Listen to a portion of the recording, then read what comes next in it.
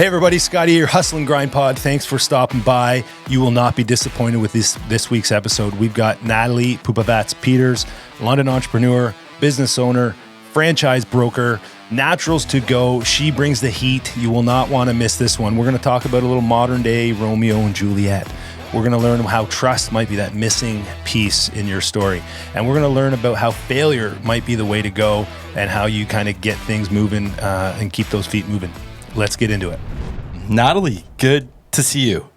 So wonderful seeing you, Ryan. Yeah, it's been a while. It's been a while. We actually worked on, I was thinking about this. We worked on a something over COVID, which was like a charity feeding families kind of initiative, really.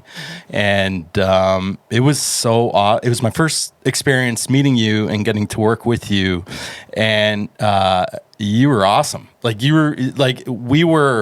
You just kind of kept everything together. You kept everything on track. You kept everything focused, and that was a great experience working with you. And then, just throughout the years, just kind of staying connected and keeping an eye on the things that you've been doing from an entrepreneurial point of view that we're going to get into that I know Scott too, we're super excited to get into with you. But I read somewhere that your parents were entrepreneurs, or your dad or something. Is that true? Yes. Yeah, absolutely. So my dad's been an entrepreneur probably for about 25 years. I think even longer, actually. He worked for a company back when we lived in Serbia, but I think it was a pretty entrepreneurial kind of business to a sense. So it's funny because I've grown up with him running his own business. You know, I moved to Canada when I was 10. So born in Croatia, lived in Serbia, moved to Canada when I was 10. And, my dad started off driving a taxi like most people do when they move here and don't speak the language and don't really know what to do. And then within a couple of years, he started a business because he was like, nope, this is not for me. I want to do something more. And he's always had that entrepreneurial spirit. And he started a business, and he's still running it now. He's in the process of selling it at this point. But the same business? The same business, wow. Yeah. So he's been in the logistics world for 30 some years, running the same business for, we moved to Canada in 96, and I think he opened it shortly after, within a few years. So I'd say by 2000, I may be a couple years off there, but, so at least 20, 25 years probably. And it was very impressive to watch, somebody that comes into a country where they don't know the language, they don't know the people, they don't know the culture, and to go, you know what, I want to create something and to really build it. And watching that, for me, I get chills, talking about it, because I couldn't imagine. That's where I get my entrepreneurial drive. I always joke around that a lot of females grew up wanting to be, princesses and doctors or vets or, things like that. And I've always wanted to be a business owner. Like, there's nothing that I ever wanted to do other than own businesses. Like, that's just what my vision always was. And so, when I got a chance to actually explore that was exciting. So you mentioned he started that business soon after you guys moved here. Ran it, operated it ever since, and now he's in the process of selling it. So we talked recently about that succession plan and how important that is as an entrepreneur or business owner to think about that. So what's your perspective in experience that with him or alongside him or from whatever arm's reach you still have? Because I think you said you had some of your experience comes from logistics as well. I'm guessing that's where it was from. Partially, yes. With my dad's business, I also worked in the trucking industry with my mom for a little while. Okay. So during the summers, I would come home and I would work at a trucking company that she worked at, and we would process paperwork for truckers trying to get across the border. And again, me and my dad being very entrepreneurial, one time we're like, hey, why don't we just start our own business and doing this exact thing? My mom is really good at it. I'm really good at it. My dad is just good at business in general. So, we went out and we decided to do something, just the three of us. So we actually started that business in 2000. I want to say 2005, 2006. I can't remember exactly. Yeah. It was right after I finished university. And then unfortunately we had some family things that happened, with my mom having some health issues. I got in a car accident and, we ended up just having to close it down. But that was, my first time going into business with my dad, doing something of our own. Because I've helped him with his business since I was like 12, because my English was so much better than my parents. I wrote all his copy. I wrote his flyers. I wrote his emails. I started kind of being in that business world so young that it was just always so ingrained in me. Now, that's crazy. So writing copy as a 12-year-old. Yeah. Right? Like I can't imagine the copy my 13-year-old. Yeah. That's a good point, when you put that into perspective, right? With age. As a 12-year-old, do you realize that you're in business? Like, what is that? What can you think back to those days and looking back now, what the heck was that like? Honestly, I think for me it was just always fun. Like the fact that my dad trusted me to do something, and the fact that I could, help him. I think as a kid, and we all have kids here, so looking at them, a lot of times I'm like, they have no idea what's going on in my world, or how difficult adulting can be, or parenting can be, or life can be at a time, and but I knew that I've seen my parents start over. This was the second time, because I saw them start over when we.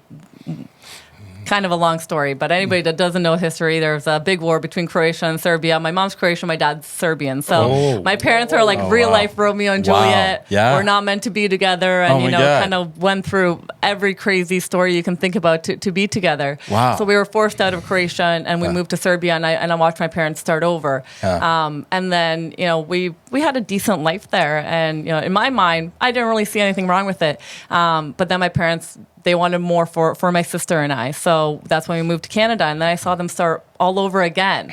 And so I do remember that as a little kid, thinking well, they're going through all this stuff and they keep saying it's for better opportunities for me. And I don't know what that means, right. But they're clearly making these big changes for us.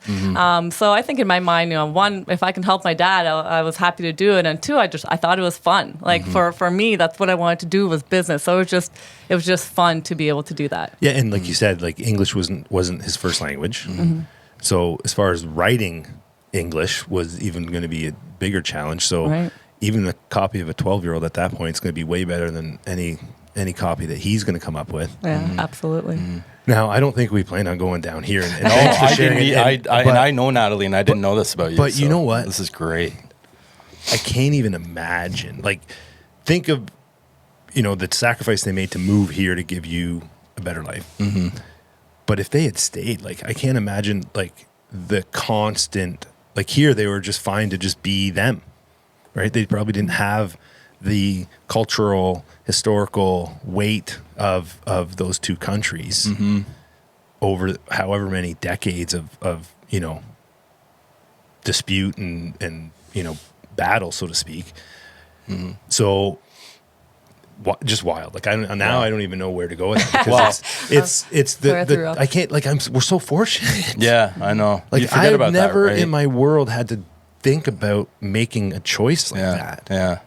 And the shit that comes with those decisions, my goodness, I will say though that I think it's because of that I just have a different outlook on life a little bit, and even with business. I think this translated to business, when things go crazy, and COVID, a good example, or just things happening that I think for most people would really rattle them and really stress them out and go, there's no end in sight. For me, I'm actually very calm in those situations for the most part, where I go, hey, you know what, we'll pass and we'll get through it. And I think it's because, again, I've seen my parents go through that stuff, and we got through it, and we live a good life right now. That I think it's provided me this ability to really stay calm in the crazy. And I think for business, because let's be honest, business can get extremely crazy. Absolutely, that's been one of my superpowers. In most cases, it's not life or death.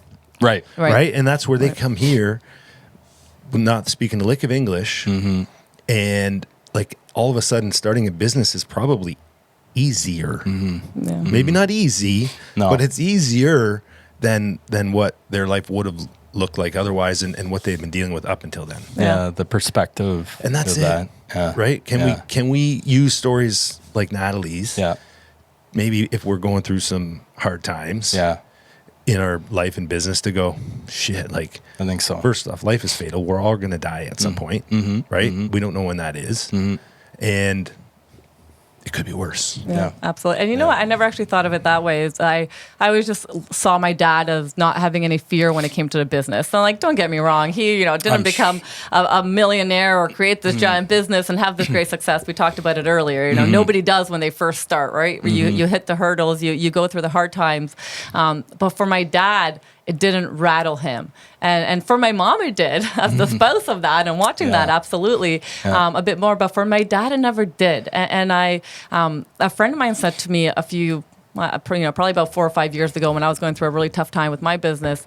And she said, I've never seen somebody have so much trust. Like you're going through, it was during COVID. I was in like a strictly sales business. I went a full year without making any money. Oh my God. And I remember, I was just like, it's going to happen. And I know it's coming and I know it's getting better. And she's like, I've never seen somebody have so much trust in whether it's yourself or the universe or whatever it is, the things are going to work out. And I said, I don't really know where that came from. And it wasn't until you just said that, Scott, that, you were putting in perspective that probably came from my dad.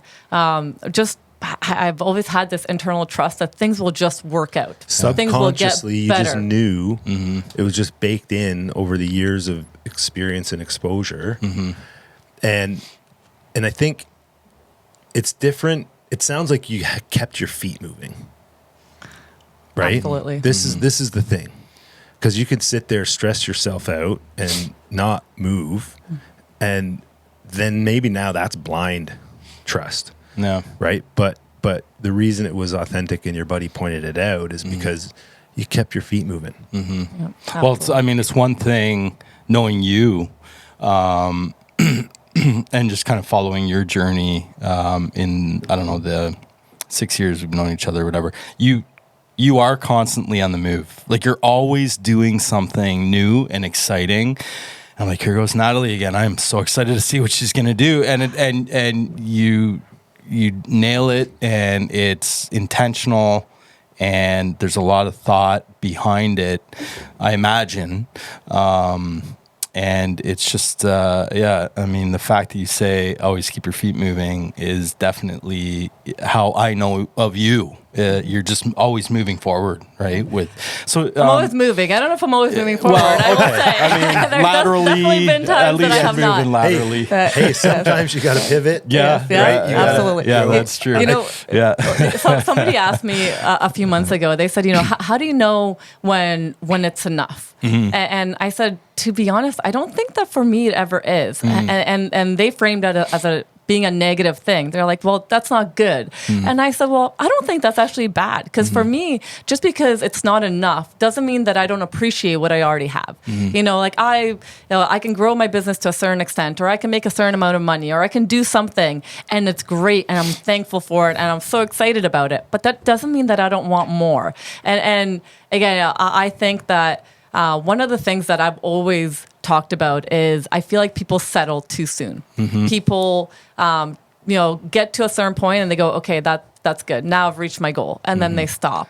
Yeah. And I think that that's a big mistake, because I think that if you just go past the good and the exciting, you can get to the even better. You can get to the great. And again, kind of looking back at my childhood, I think that's where my parents were. In Serbia, we had a good life, but my parents knew we could do so much better. So my, kind of thing I always remind myself of when times get hard is that, things they can be worse, but they can also be so much better. And even when things are going well, it can still be better. And don't settle for that good, because there's always something better around the corner, or there can be. It's interesting, right? As business owners and entrepreneurs, it's like you almost need to have that mindset, because I find myself guilty of that as well. Just being like, man, I am 10% of where I want to be, and it'll take somebody like my wife or a friend or a family member saying, wow, look at what you've done.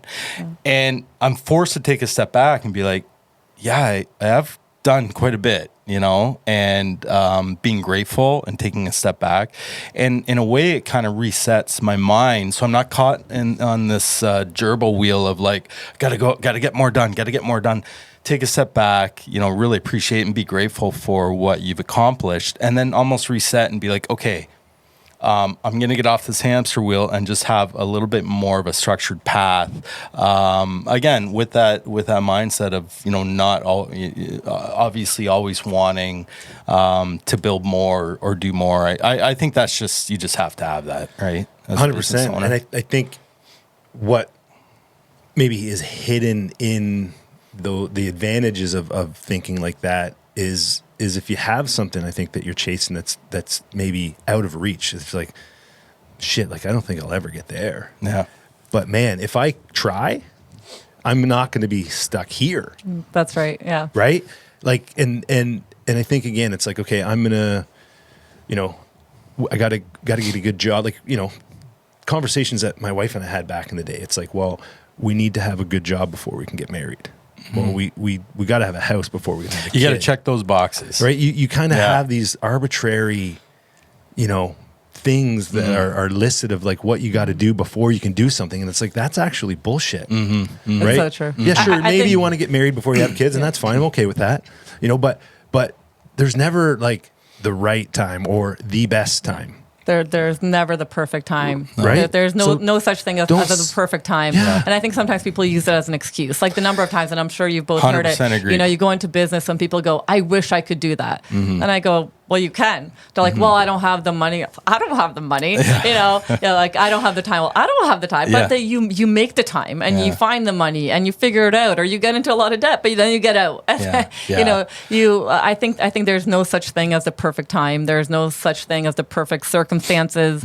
I think you just have to do it. I think sometimes waiting for that perfection is really an excuse for not having the courage or enough desire to go for what you want. Yeah. Well, I remember looking at businesses growing up being like, you know, very successful businesses being like, oh, they're so lucky. They have so much money. They're so successful. Not realizing that there was so much risk along the way for them to get there. Failures, obviously, too. And like you said, it's nothing, you know, obviously some of us have certain advantages based on where we're from and that sort of thing. But I mean, I think that, to your parents' credit, you know, there were so many disadvantages and they came here and they succeeded, you know, so you're 12 years old and you're working. You're writing copy. You're working in your dad's business and your parents' business. Can we fast forward a little bit to where, you know, what happens next along the path to your entrepreneurial journey? Yeah, absolutely. So. Not surprisingly, I ended up going to pursuing business, you know, post-secondary, which was also a big thing. You know, nobody in my family had gone to university at that point. My sister went. So my sister is 3.5 years older than me, and so she went to university, and then I, you know, it was just kind of, it's funny. My parents never went, but it was just kind of ingrained in me that I was going to go, and maybe that's because of the whole opportunity piece. Yeah. But I went to school for business, knew I was going to do something. But then you get out of business school and you're like, I don't really know what I'm doing with this business degree now. Right. And so, you know, I did an admin job, and then I ended up going back to do some postgraduate in HR. I decided I want to focus in HR. And I really took to the training and development piece of it. So I ended up getting some corporate jobs, ended up at Canada Life. As a training consultant, and you know, it was a good job, and you know, I was making good money, and I was really lucky to be in that position at my age. You know, some great things happened where I worked for a smaller company before that, and because it was a small company, it was a family-run business. You wear 72 hats, right? Yeah. So you learn so much, right. And I think that really, looking back, was really able to catapult me into this position that I knew I was lucky to have at Canada Life, and. But I just, going into that corporate world, I was like, I don't know how long I can do this. Interesting. And I knew I was going to do something on my own, and my husband knew that, so he was pre-warned. He knew this was coming, but I had no idea what. Like, I never had that one thing that I'm like, ooh, I'm really passionate about fitness, or I'm really passionate about food, or I'm really passionate about cars, or, I never had that one thing. I just loved business in general. There was not one focus. And then I went to a conference. So I was part of the HR Association in London. I went to this conference and I sat beside this older gentleman and I got talking to him. And I said, well, what do you do? And he said, I'm a franchise broker. And I was like, what's that? What's that? Yeah. And he said, well, I help people find franchises or, buy businesses. I work with hundreds of different companies and I help people figure out what the right move is for them and help them buy that business. And I was like, ding, ding, ding. I was like, well, that sounds really fun. Serendipitous moment. Yeah. And I remember I was 38 weeks pregnant with my second. Wow. And I came home and I looked at my husband and I was like, I'm going to quit my job. Oh my God. And he was like, no, hormones. Don't panic. Don't make any. Can we wait for mat leave to kick in? Can you just hold on a minute? Hold that excitement. Let's get the mat leave rolling, and then we'll talk. Okay? No, Natalie likes to move, so no stopping her. But to your point, Scott, I was like, okay. He's like, you get very excited about things, and all of us entrepreneurs, we do. That's that's a blessing and a curse. Like you hear something, like just already this morning, I heard Ryan tell Alex, "Hey, you should start a business in this if you can't find it." That's just how our mind works, right? Like that's what we do. And but then the reality kicks in, and sometimes it's not the best decision. So my husband's like, "Hey, I love that you're excited about this, but do me a favor, take your mat leave." Get paid. Good for him. And see how you feel about it after mat leave is done. Yep. So I did, and I went through my mat leave, and a few months later, after I went back to my job, I was like, no, I'm still thinking about this. Wow. So I went back to the franchise broker, and I started going through his process. I'm like, hey, I'm interested in potentially buying a business. And as I was going through the process, and I met with him, and he's like, hey, these are some good options. And I was like, okay, I listened. And I nodded and I was like, okay, this is great. And I said, okay, well, how do I do what you do? Because that's actually what I think I'm interested in. Cool. And that took him by surprise. But he was like a man in his 70s or something like that. He was looking to retire. So he's like, hey, this is succession planning, right? Exactly what we talked about earlier. So I ended up, long story short, I ended up getting into the franchise broker world. I was his associate for a little while. And then, life happened, one thing led to another, and I ended up creating my own franchise brokerage and going into business for myself. And not only did I get to go into business for myself, but then I helped other people get into business. So for me, it was the perfect world for me. Because I'm like, I get to work with hundreds of different businesses and learn about what made them successful and what makes them work and what type of people they look for. So it's such an interesting world for me to be in, and it provided a very exciting few years. So as a franchise broker, you're essentially a matchmaker between people that I mean, there's hundreds of thousands of franchises out there, and I'm really interested to talk to you about this because I'm actually involved in helping a business become a franchise now, as we'll be their marketing team. I also had a business that we were going to franchise, but we ended up not doing that, and it was an interesting process for me to kind of learn that world. And then I think I met you shortly after. So Ryan, before you ask her that question, yeah. I think there's a perfect segue here about franchise businesses. Yeah. Can we talk about your candy machine? I was going to get to that. Holy shit. Okay. You're right, your mind. Can we, yeah. So, and I know we're going to get to that. So speaking of how we're Ryan is going to start his own franchise. Yeah. And speaking of how we're so gung-ho and excited about our ideas, I had this idea, and there's a candy machine over here. It's red, and there's actually 6 more in my basement. Yes. Scott loves this. It's so funny you brought this up. So I decide, and it was legit. It was a company called Sweet Success or whatever. I know you're eyeing it up because you're in this industry, and I can't wait to get into this with you. And so legitimately, you know, dropped. It wasn't cheap to buy these things. It got shipped. Show up in our driveway one day. This huge truck. My wife's like, "What the? What is going on?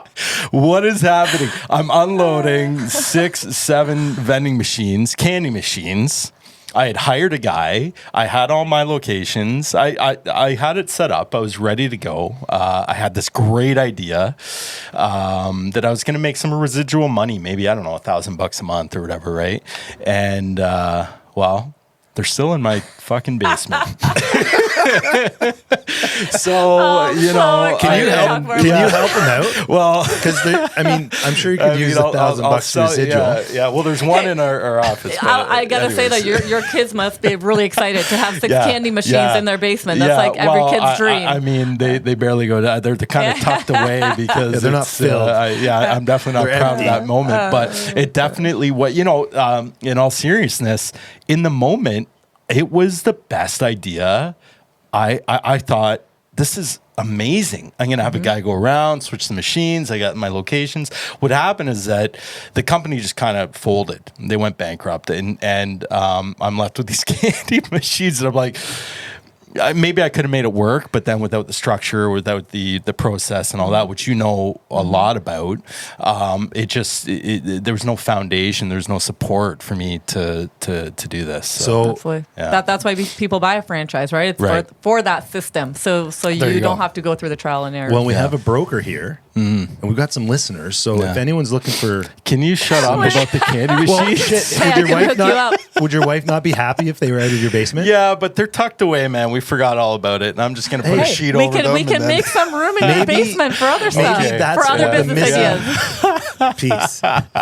Okay, well maybe we'll take that off mic, and we'll whiteboard that one.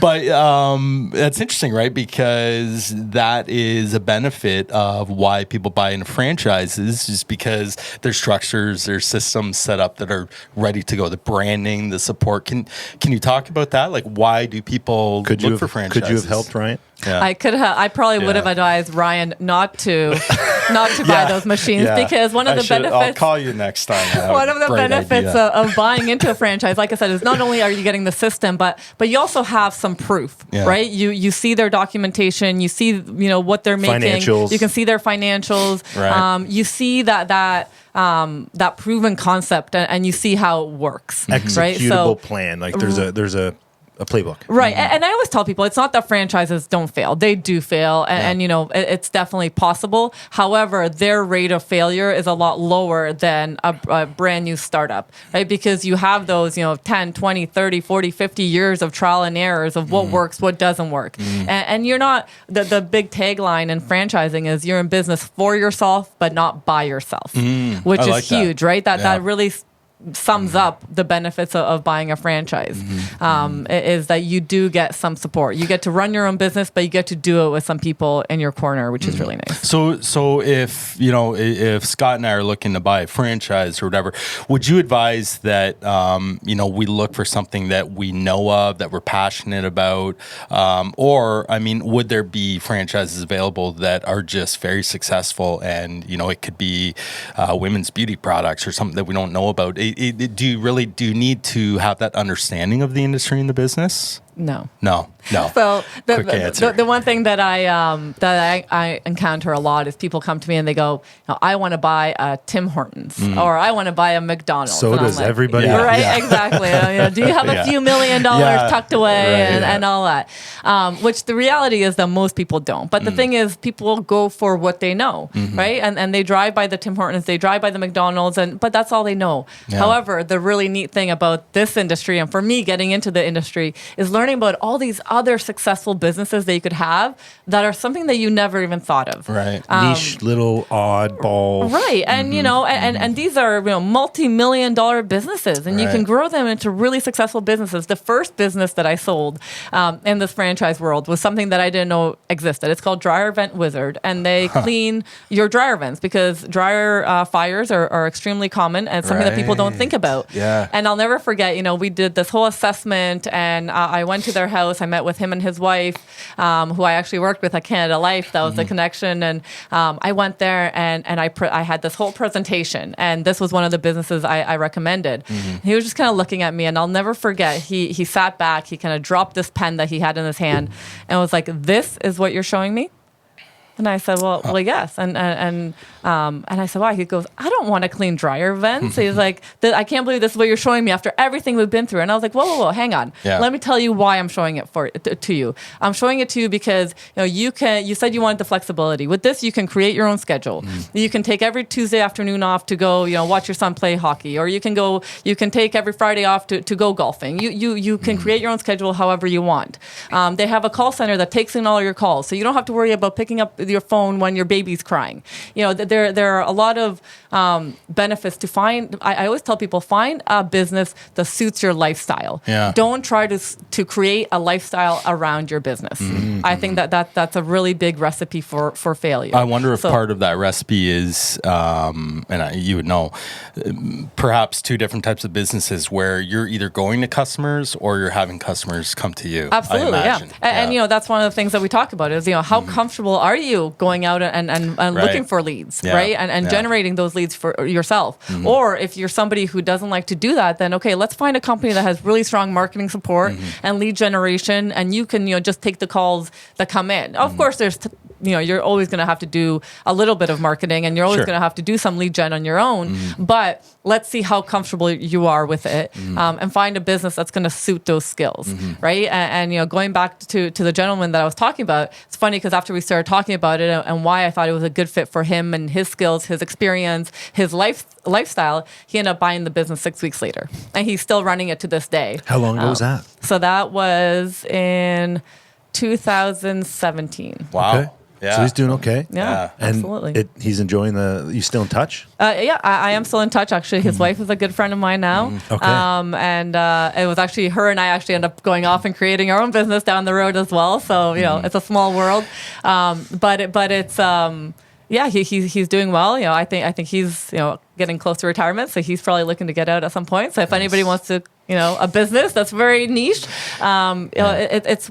I will say, make sure you find a business that fits you and your life, because you don't want your business to sink you and to ruin your family life. And because it can. This is a great chat and episode, I think, for for our listeners, because I don't know if, at least from my perspective, when I listen back and think of the chats that we've had, when I think of business or entrepreneurship, like the franchise piece isn't really top of mind for me. No, right? Me neither. But it's maybe removes a few hurdles and barriers from folks who are thinking about getting into business because of the support networks, and then having somebody like Natali who can see around a few corners and have that chat with you. Like, no, wait a minute. But what you told me was you needed this, right? Whereas if you're solo mission and you're on your own and you're scrambling to just find something, your risk of actually finding what's going to suit you and having success goes way up, I think. Yeah. Well, and like I said, franchises do fail, right? You can fail. It's not a guaranteed, the people that come to me and go, give me a business that's guaranteed that I'm going to make money. I'm like, well, when I find that business, I'm going to buy it first before I tell you about it. Or if there's a problem, are you going to fix it? That's right. Well, and the reality is no business is guaranteed success, because it takes work, and it takes, strong dedication, and it takes time, and it takes money, and it takes knowledge. So there's more than just the business itself. There's the person running it, and you do still need to put in work, no matter what the business is. But the reality is, when you buy a franchise, you have that recipe for success, right? So instead of spending the time to try new things that end up failing, this company's saying, hey, we've done this for 10, 20, We've 50, done it. 50 years. We've done the failing for you. And this is how you Yeah. win. Like, this is what you need to do. Here's the recipe. So instead of you going and creating your own recipe and, putting in the wrong ingredients and, throwing it out and not tasting good for a while, here's the recipe of how to get there and how to get there really fast. Something I really want to ask you, and through this conversation, kind of reminded me after we had met several years ago, and I learned that you were this franchise broker. I think I probably bombarded you with at least an email a day saying, "Hey, Natali, a client of mine, is this a franchisable business? Hey, Natali, I have an idea." I don't know if you remember that. Yeah, I probably absolutely. the shit out of You weren't the only one. Don't worry. Yeah. Hey, He was or wasn't? Wasn't. Okay, good. But to that point, you see some local businesses here in London, like Shelby's. I don't know where I saw them kind of franchise and some other kind of local businesses. At what point, maybe, if there's business owners listening and they're thinking about, hey, is my business, does it have the formula to be a franchise? What are your thoughts on that? Like, is there a specific formula, is a specific time frame? That, and how much of that is part of what you do as a broker? Yeah. So technically it's not part of, most franchise brokers don't do that part of it. However, I do have partners that I work with that focus on that. And I personally, because of loving business, I have helped businesses actually try to franchise. However, the one thing that I always ask them is, can you duplicate it? Show me that you can duplicate what you've already created. Because is your, food location successful because of the location itself and those specific staff members that you have?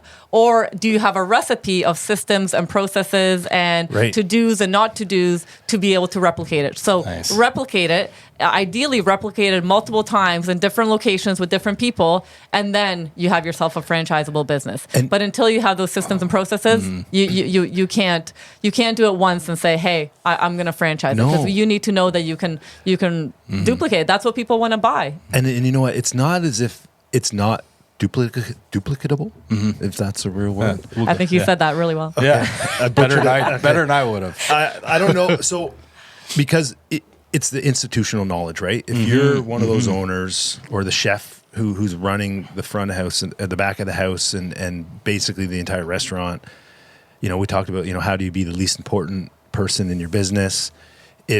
If you, and I deal this with my day job, it's this institutional knowledge. If it walks out the door, if it's not documented, if there's no processes, if there's no, repository of how we do things around here, and it's just because there's one person driving the bus all day, then good luck. Like you're done. You're cooked. You can't be in 10 different locations at once, right? So if you are the secret, if you're then it's not gonna not gonna work. Yeah. So there's I think where I was going with that is for anyone who's listening who's thinking about franchising or even just selling their business, if you have that opportunity to kind of formulate processes and document how you do things, the value of your business is going to go up dramatically when you try to sell. Absolutely. Yeah. Absolutely. That's now, a good point. The other thing that I will say that a lot of people don't think about is that franchising is a long-term game. It is not something that you're going to do and you're going to see you're going to reap the benefits right away. And I think that's where a lot of people go wrong. They do it as they see it as a way to make quick money, and that's far from the truth. You really need to invest a lot of time, a lot of money, a lot of energy into it, and you're probably going to see nothing for the first, I'd say 2, 3, 4, 5 years, and it's, you're not really making money until you have multiple locations out there and you don't need to spend every minute with them and they're self-sufficient and you have the systems and processes for them to be successful that you don't have to be there all the time. So don't chase the money. Don't make it about the money. If that's what it's about, it's not going to work. You're going to make money in the long run. It's a long-term game, but it is not a quick get rich scheme. That's not unique to the franchise world, right? Like that's just a truth in life, I think. In business in general, yes, in life, that's true. Like we talked about it's it a before marathon, we started not a sprint. Recording this today, like this pod, right? Like, we're just happy to kind of learn and grow and try to get a little bit better every time we record one. Yep. And who knows where it'll take us, but we aren't in that urgent rush to have this thing monetizing and printing. It's definitely printing a long money. game I mean, it's for not. us. Yeah, like it's not about that. If we can add some value and have some fun, like these are conversations that are awesome, man. Yeah, I love this. I know. Yeah. And I think they're it's so why good. you see so many businesses get started and then fail. Yeah. Because if it doesn't show them success right away, a lot of people walk away. So, it really takes a certain type of person. And I was so happy when Scott said, like, hey, we know that we're going to learn a lot in the first little while. We're not going to do a great job, and we're going to get better. And we're in this for the long haul, because you have to be, because you're not going to figure anything out, in the first year or 2 years, or, the first time you try something. And it takes those failures. You learn a lot more from those failures than you do from the successes, especially the easy successes. Absolutely. That's almost more of a curse than it is a blessing That's sometimes. true. That's true. And we right? don't know what we don't know. Yeah. Right? Absolutely. We don't know what we don't know. Now, I can't believe how fast time's flying, and I think that's getting kind of old. I think we say that every single We episode. probably do. Yeah. And then we gotta. So we should probably reflect on that. 20 minutes. Okay, that's pretty good. Okay. Wow, That's not good. bad. We can pack in. We can share one 20 story. minutes. Well, so, I mean, your journey is obviously pretty, it sounds like a lot like mine in some cases as far as a roller coaster. A lot of different gigs, some on your own, some, sort of small business, some sort of corporate. And you said something earlier, and I think it might have been before we were recording, but you also have a day job now. I do. And a buddy of yours was like, excuse me, what? This can't be true. And it was just so uncharacteristic of your history that you kind of, it's entrepreneurial, but it's a day job. So how's that been going? You know what? Surprisingly, extremely well. Nice. So this friend, what happened is I told him, hey, I have some news that I want to share. And so he was like, okay, like she's starting a new business, Right. or she's having another baby, or Wouldn't be surprised about she's that. she's doing one of those things that I fully expect from her. And then I told him, I said, I'm gonna take a job. And he was like, You're gonna what? do What? Are you kidding me? He goes, those are literally the last words that I expected to come out of your mouth ever.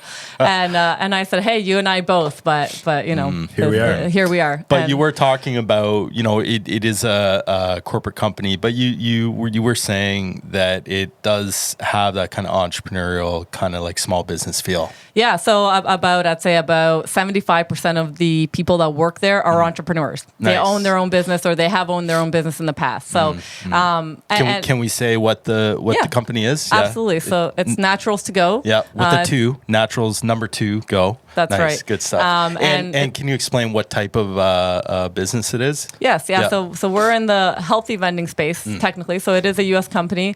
We have about, I want to say 16, 17,000 machines all over the U.S. Wow. About 1,600 operators. So all our operators are small business owners. So an average of 1,000 machines per operator? Is that math? Or 100? Sorry, 100? Probably, yeah. I don't. So it ranges, right? So people I can guess come it in, they would can buy range. anywhere from Yeah. 4 machines to 20 machines, and then they can keep it a small little operation, or they can grow it into 500 machines, 1,000 machines, 2,000 machines, So whatever there's they some want. bigger players in that mix, I'm guessing, absolutely, too. yeah. So Fair, there's some fair. small players, some big players. I'd say the average have about 8 to 10 machines. Okay. Is kind of an average. Also, the big owner. players are big players then. Yes, Yeah. absolutely. Well, you could So- probably get in and then scale, I imagine. Absolutely. And it's the beauty of the business is you Yeah, can keep it as yeah. small as you want. You can Yeah. keep it a little part-time family business, Yeah.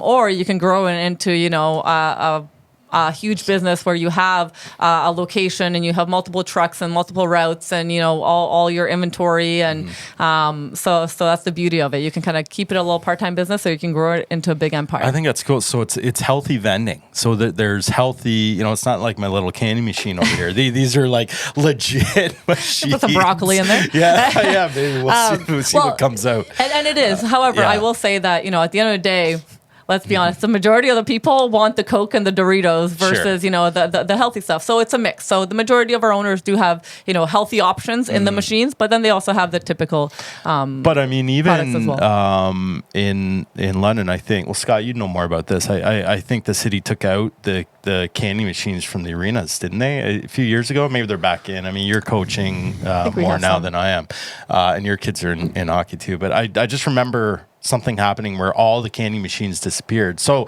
which kind of leads me to Is that why they're in your basement? That's probably why they're all in my basement. I'm never going to live this one down, Nope. So this healthy vending definitely seems very unique. Like, I haven't seen any, although I'm sure people are looking for these options, whether they're in an arena and they don't want to buy some candy and they'd rather have something more nutritious. Is that kind of how this evolved? I think it. People are a lot more health conscious right now, right? Than they ever have been. So, and when you are running on little time and you're going to the arena, like you want to get a quick snack for your kids, you want to be able to give them something nutritious. Now, the company, so it's the overarching company is called Ventec International. They've been around for, I want to say, 37 years. Wow. And then the Naturals2Go kind of healthy vending portion really emerged. And I could be completely wrong on the numbers. I want to say about maybe 15 years ago, 10, 15 years ago. And we had a new owner come in about 6 years ago and really just transformed the entire company. And it's, kind of 10 times in size. And even just while I've been there, so I've been there for just over a year and we've doubled our staff. Wow. It's just, we're having some kind of hockey stick growth going on and it's exciting to be a part of it. And what is your role? So I'm one of the executives. I'm the head of global operations. So my role is really the way that it was explained to me is I want you to come in and make sure that our owner operators are successful. So I manage 3 different departments, all to do with making sure that those people that are buying into the business, and it's not a franchise, it's a business opportunity, but similar concept. When they come in, I need you to make sure that they're successful. And I know one of the things you said earlier, Ryan, you said, how did you get here? And I said I would share on the podcast. So I will say that if somebody kind of looked in my future and said, here are the 3 options that you're going to have and which one do you think it's going to be, this would not be the one that I would have thought I was going to choose. But it was a very interesting time in my career. I felt that my franchise business was at a really good point. And I remember it was the end of 2022. And I just went through a really tough time with my business, but then it started getting better. And at the end of the year, I get excited for the next year. And, I don't know if you guys are the same way, but I get so excited looking forward to the next year and setting goals and, striving to reach them and all that. That excites me. And for some reason, that year, I was like, I don't know what I want. Like, I don't know what that next step is. Like, I know, like, the year before, I was like, hey, I want to build a new website. That's probably when we work together. And, I want to reach this much in income and I want to, hire this many people and I want to do this. And that year I was like, I don't know what I want. Like, I was in such a strange spot. But I said, I know how I want to feel. And so I was in the stage where I was like, you know what? My business is going okay. I know that it can be better and I know I can do things, but I'm done doing things unless they feel really good. I think I was just emotionally drained in some ways. And I was like, you know what? From now on, I'm gonna be open to any opportunity that comes my way, but I'm only gonna say yes if it's a heck yes. Like, if it's kind of like, maybe I could make it work. I don't know. I'm not going to do it. But if it's something that really gets me going and gets me excited, I'm going to do it. Nice. And I got goosebumps. I'm getting goosebumps too. This is amazing. No, it's so key. Like that self-awareness, that moment where you're like, hold on a second. I'm just like, it's not going to be about, it's about how it's going to make you feel. And I will say, I will give a lot of that credit to my business partner in the coaching business. So in 2022, I was running a female coaching business called Power of Her. Oh, yeah. And it was with Jessa Wilson, and she still does coaching, and she's fantastic. And she really brought this world of self-awareness to me because I've been always so business focused, and I was like, go, go, go. And, it was all about business. And I remember I had the session with Jessa, and I knew she was a coach, and she's like, hey, I want to do a free coaching session. And I was like, no, I don't do that stuff. Right. And let's not get weird. Come on. And I sat down with her, and I remember she started asking me these questions about, like, how do you want to feel, and how does this make you feel? And I'm not very good with talking about my feelings. And I remember I cried, Yeah. and I was like, "What are you doing Yes, to me?" And I don't know how I feel about What are you this. unpacking from this Pandora's box? And it was such an eye-opening kind of journey for me to do this business with her, because she's like, "You're the perfect person that I do want to coach, because you are so business focused and business driven, but don't really take into account like how you're feeling, and I think you're burning yourself out." And I was. And so going through that journey with Jessup in 2021, 2022 is really what got me to that point of, you know what, I don't know what I want, but I know how I want to feel. And then it was kind of weird how things unraveled. So, you know, a fellow franchise broker from Florida was like, "Hey, I'm on the board of directors for this company in the U.S., Naturals2Go, and they're looking to learn about Canada. They may be interested in, you know, kind of having some help in Canada. Are you interested in chatting with them?" And long story short, I said, "Sure, no problem. I'll have a conversation with them." Turns out they were interviewing me for a sales position, which they ended up offering me, and I said, "No, I don't want a job. I'm good." But I remember saying to my husband, "There's something about this company and something about these people that I really, really like, and I feel like I'm gonna work with them again, or I'm gonna encounter them again." But it wasn't a heck yes for me, so I said no. But there's that feeling there was enough for you to at least consider. Well, you know, Well, and by the sounds of it, 2 years earlier, if he presented that opportunity, the door may wouldn't not even have opened a crack. You wouldn't even have entertained the conversation in the first place. 100%. Yes, absolutely. So it was weird. The timing was very strange. And so when I said no to that, I was like, you know, I like them. So in my mind, I'm like, okay, they're going to expand to Canada. I'm going to be their top broker. I'm going to refer them the most business. And this is how I'm going to work with them, because I just really like them, the people, and I really like the business. Fast forward, you know, 3-4 months later, and I go to this conference. And I remember leading up to the conference, same thing. I was like, I was going to have to miss my son's baseball tournament, which I've never done before. And so I was like, do I go? Do I not? And I went back and forth. And I was like, there's something just telling me to go. And in my mind, it was because I thought that I was going to find the right business concept for a client of mine. And so anyway, I went to the conference, and this company was there, Naturals2Go, and they had 5 or 6 staff members there. And I spent the full 4 days with them pretty much. And I love their energy. I love the people. And I remember joking around with the president saying, "Now you're going to make me regret turning this job down, because you guys are just a lot of fun." And he's like, "Hey, you know what? There's always opportunities." So we just kind of left it there, and, you know, just really got to know the staff, and really didn't think much of it. I was like, this is great getting to know them. We're going to do business when they come to Canada. And the last day of the conference, the president texted me, and he said, "Hey, can we grab a coffee before the conference starts?" And I said, "Sure." So went to meet with him for coffee, and he said, "Hey, I'm looking for somebody to fill a few gaps in the company, and I'm looking to somebody to help us expand to Canada and really run with it. And I think you're the person." And I was like, "Excuse me?" So what does that mean? Exactly. Yeah. And so I was like, well, he's like, "You know, this is an executive position. You'll be working directly with me and the rest of the executive, and I think you'd be great." And it kind of snowballed. And I was like, okay, like, present an actual offer. At the same time, my business was kind of at the stage where it was going to go to a new level. I just got 2 new clients that I was like, I was feeling that I could make a lot of money, but it wasn't a heck yes for me. And so I was kind of sitting on the fence with them. And so it's funny that this offer came through. Long story short, I said, you know, I'm going to be a terrible employee. Just so you know. And I was like, fair warning. Fair warning. And he said to me, he said, "I don't want you to be an employee. I want you because you're an entrepreneur." And you said to me before that if you could do anything else, you would help other people grow their businesses, and this is what you would do in the company.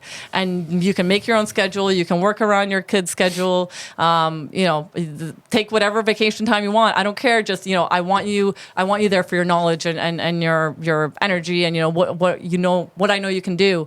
And long story short, I said yes, and I keep waiting for the other shoe to drop, but it's been fantastic, because I do feel like I'm running my own business within the business.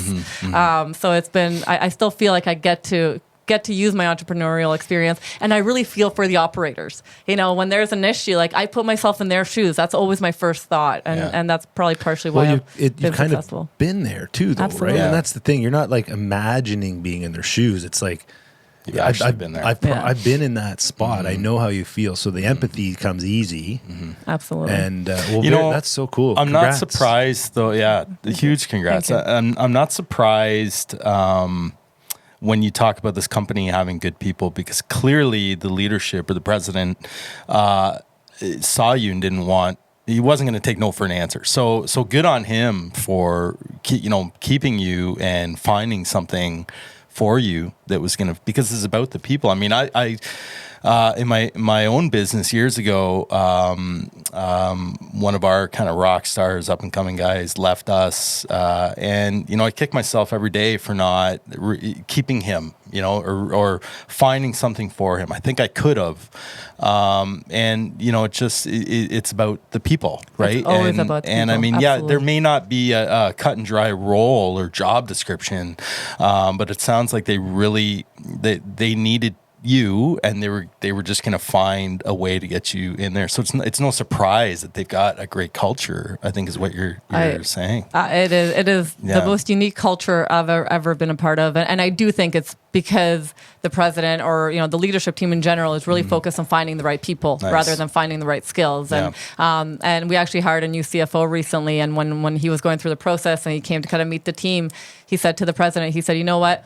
With this group, with these people, you can go into any business. You don't have to be in this industry, right? And then that's what you want. And the more that I'm part of this, the more I'm like, that's what it's always about. It's always about surrounding yourself with the right people, and people that you can trust to do the job. Like half the time, he doesn't know what I'm doing. Like he doesn't even know I'm here right now, but he trusts that I'm getting the job done, and he knows that I am. And the reality is I work for somebody else, just as hard as I work for myself, because I do feel like it's my own, and I have that ownership piece in it. So that's incredible. And good on you and good on him. And there's so much about that story that I think is just so incredible to think about, how we can all probably take something away from that.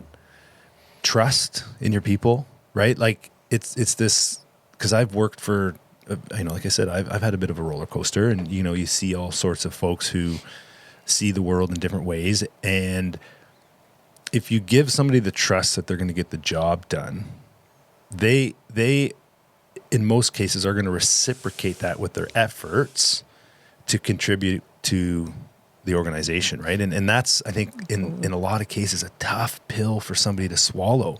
This idea of like, it's my business, I'm responsible, and I'm not saying that these are bad ways to think about your business, right? You are responsible, but at the same time, like when you're trying to teach your kid how to ride a bike, at some point you got to let go of the seat, right? They got to friggin' figure it out. It goes back to that trust, right? It's and funny that's how full circle, we've come full circle to really trusting. Totally. It comes down to trust. Yeah. So what can you share with us? Because maybe this is to unpack deeper on another chat one day, but the culture of what you've experienced, the CFO recognizing that and making that comment about you guys could go to any battle and succeed regardless of the business. Like anything that you see that you can share that are like easy wins, low hanging fruit, if there's folks out there who are thinking about, building a more inclusive, like high camaraderie, like this type of culture that you're experiencing, like what can we do to add or sprinkle a little of that into the scenario? I think a big piece of it for this company is that we're all allowed to fail. Like nobody's looking for perfection. And I remember when I called him and I officially accepted the position. And one of the first things he said to me is, "I'm so excited to watch you fail." Come on. And I was like, who says that to somebody they just hired? Yeah. And it's genuine. He wasn't bullshitting you. A year and a bit into it, I'm like, that makes complete sense, because that's the thing. I feel like I'm allowed to try new things, and if I fail, I'm not going to be penalized for it. Man, which is this so guy. amazing. I got to meet this cat. What a beauty. I love this No, guy. seriously. Yeah. No. Dead serious. Like that's what a relief for you to start your first day, for him to say that to you. That just takes off so much pressure. Yeah. Right? Not worried about making mistakes. Right. Just being afraid to fail. That's wild. That's cool. Wow. So there you go. That's a good one. Yeah. Well, I mean, I know you got to get going. If it was up to us, we'd keep you here for another 3 hours, but we're not Joe Rogan. Yeah. No cigars or Bud Lights. This has been fantastic, though, guys. I would do the same. There's nothing that I love talking about more than this stuff, because this is real life. So thank you guys so much for having me. Yeah. I really appreciate you guys taking the time. We always ask our guests too, like, where can they find you if you want people to find you? If they want to learn more about Naturals2Go, how's the expansion into Canada? Is that happening? Is there happening? Okay, so keep your eyes open. 2025, we should officially be in Canada. Very cool. So I'm very, very excited for that. And then my franchise business is still up and running. So that's topfranchisebroker.com. Good. So you can find me on there as well. London's been a test market for a lot of things. It has. Naturals2Go. Hey. That's right. Apparently, it's the toughest market in Canada. So they say if you succeed in London, you can succeed anywhere else in Canada. So why not?